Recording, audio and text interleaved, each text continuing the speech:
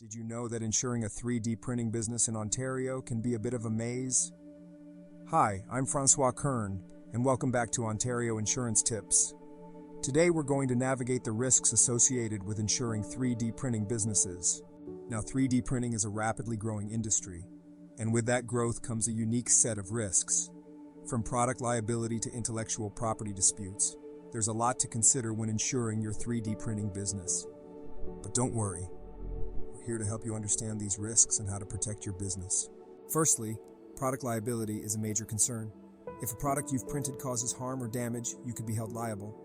Therefore, it's crucial to have a comprehensive product liability insurance policy in place. Secondly, intellectual property disputes can arise if you're accused of infringing on someone else's design. In this case, you'll need a policy that covers legal defense costs and any potential settlements or judgments. Lastly, equipment breakdown is another risk. If your 3D printer breaks down, it could lead to significant business interruption.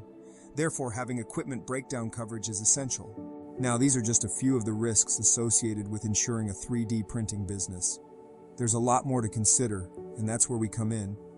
Here at Ontario Insurance Tips, we're dedicated to helping you navigate the complex world of insurance, and we're always here to answer your questions.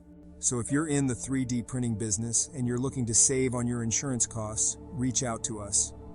We can guide you on how to secure better insurance rates, typically 10% to 45% cheaper. Before we wrap up, don't forget to hit that subscribe button and join our community.